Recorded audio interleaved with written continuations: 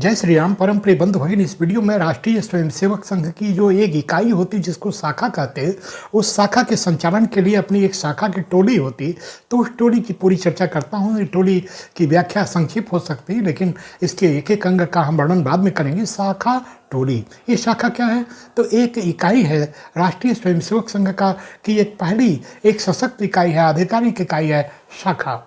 ये शाखा प्रातः सायं रात्रि वकीलों की, डॉक्टरों की, मजदूरों की, ऐसे व्यवसायियों की अलग अलग समय पर लग सकती है। अलग अलग लोगों की शाखा लग सकती है। एक शाखा में सब लोग आ सकते हैं, ऐसा कोई बंधन नहीं। ये शाखा होती है। हर शाखा का अपना एक परिक्षेत्र होता है, तो उसको चलाने वाली उन्हीं कार्यकर्ताओं के बीच में एक टोली होती है। उसका एक पहला सशक्त घटक होता है मुख्य शिक्षक। मुख्य शिक्षक के कार्यों पर मैं अलग से चर्चा किया हूँ, लेकिन मुख्य शिक्षक वो केंद्र बिंदु है जो अपनी शाखा टोली का संचालन करता है। यूँ एक और शब्द शाखा कार्यवाह, जो शाखा कार्यवाह इस मुख्य शिक्षक को संरक्षण देता है। वरिष्ठता में वह मुख्य शिक्षक से थोड़ा आगे हुआ, लेकिन वह मुख्य शिक्षक के कामों में हस्तक्षेप नहीं, सहयोग करता है। तो ऐसा शाखा कार्यवाह, इसके बारे में चर्चा करेंगे। मुख्य शिक्षक की चर्चा करेंगे, लेकिन मैं पहली इकाई से चर्चा से प्रारंभ करता हूँ। मैं मानता हूँ कि इतने महान संगठन का जो पहला दायित्ववान कार्यकर्ता है वह है गट नायक। यानी एक शाखा क्षेत्र के अनेक छोटे छोटे क्षेत्र बनते हैं, उस क्षेत्र का एक एक प्रमुख जो उस पूरे क्षेत्र की सम्यक चर्चा करता है, जानकारी रखता है, सर्वेक्षण करता है, वह है गट नायक। उसका काम है कि अपने गट क्षेत्र के कुछ स्वयंसेवकों को एक निश्चित सूत्र के अंतर्गत, यानी अपरिचित को परिचित, परिचित को मित्र, मित्र को स्वयंसेवक बनाने का कार्य करे, और उसी क्षेत्र से वो कुछ लोगों को लाता है, उसकी चिंता करता है। वो पहला दायित्व का आह्वान कार्यकर्ता हुआ गट, और उस व्यवस्था को कहा गट पद्धति।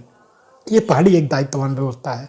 दूसरी ये व्यवस्था गढ़ की होती है, यानी स्वयंसेवक संघ स्थान पर आ गया, शाखा लग गई, तो 1 घंटे की शाखा में जो नानाविध शारीरिक, बौद्धिक और अन्य प्रकार के कार्यक्रम होते, उन कार्यक्रमों को सुगमता से एक छोटी इकाई में चलाने का काम गढ़ शिक्षक का होता। तो ऐसे गढ़ शिक्षक, यानी एक शाखा है तो उसकी 4-6 यह टोली का होता, उनको गट पद्धति यानी 5-6 गट नायक होते।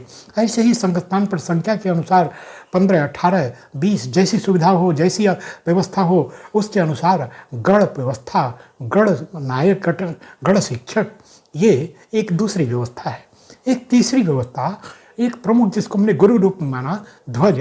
ध्वज को नियत स्थान से लाना, साफ सुथरा व्यवस्थित रखना, घर ले जाना, उचित समय पर उसका प्रक्षालन, धुलाई, प्रेस करना, ये सब काम, यानी ध्वज की व्यवस्था, ध्वज की चिंता करने का एक काम ये ध्वज प्रमुख का होता है। एक और व्यक्ति होता जिसका काम है कि संस्थान पर एक, यूँ तो ये काम बौद्धिक प्रमुख का भी होता, लेकिन प्रार्थना, प्रार्थना स्वयं शुद्ध अच्छी उच्चारण की प्रार्थना, ऐसा स्वर जिससे सब लोग मंत्रमुग्ध हो जाएं, ऐसी प्रार्थना को कहलाने का काम, और अपनी शाखा में ऐसे कुछ लोगों को प्रार्थना कहने लायक तैयार करने का काम यह प्रार्थना प्रमुख का होता है।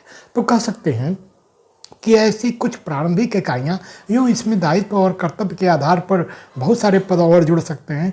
जैसे संस्थान की साफ सफाई हो तो स्वच्छता प्रमुख, जैसे उस पर बौद्धिक कार्यक्रम हो तो अपनी शाखा का भी कोई एक बौद्धिक प्रमुख हो सकता है। जैसे शारीरिक कार्यक्रमों का अच्छा नियोजन हो तो कोई एक शारीरिक प्रमुख हो सकता है।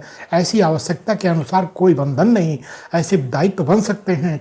लेकिन जो टोली सर्वमान्य देश भर में चल रही है वह इस प्रकार है कि शाखा का एक वरिष्ठ जो अधिकारी है, शाखा कार्यवाह, जो प्रणाम अधिकारी होता है, वह जो मुख्य शिक्षक को भी अपना संरक्षण प्रदान करता है, ऐसा शाखा कार्यवाह। दूसरा मुख्य शिक्षक, एक शाखा पर एक शाखा कार्यवाह होगा, एक मुख्य शिक्षक होगा। लेकिन नीचे के पदों में आप देखें तो प्रार्थना प्रमुख, कई प्रार्थना प्रमुख हो सकते हैं। ऐसे स्वच्छता प्रमुख, शाखा प्रमुख, व्यवस्था प्रमुख, ये सब अलग अलग हो सकते हैं। और 4-6 गट नायक, गढ़ शिक्षक, इन सबको मिलाकर एक टोली बनती है। इसी टोली के आधार पर संघ की शाखा का संचालन होता है। यही शाखा टोली कहलाती है। समय समय पर इसको बैठना चाहिए, अपनी व्यवस्थाओं का मूल्यांकन करना चाहिए। कम से कम एक शाखा की साप्ताहिक बैठक तो होनी ही चाहिए। आवश्यकता अनुसार इस टोली को और भी बैठना चाहिए।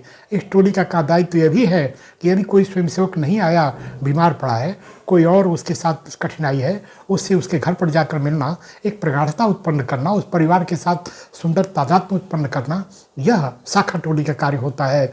ऐसी शाखा टोली जहाँ सशक्त होती है, वो शाखा नित्य नूतन निरंतर विकसित होती रहती है। और ऐसी ही टोली के बल पर ये महान संगठन खड़ा होता है। मैंने यहाँ केवल कुछ प्रारंभिक चर्चा किया। इस टोली के अनंत कार्य हो सकते हैं। अलग अलग इकाइयों के अलग अलग क्या कार्य हैं, उस पर मैं अलग से चर्चा करूँगा। यहाँ मैंने केवल एक टोली के प्रारंभिक कुछ दायित्वों की चर्चा किया।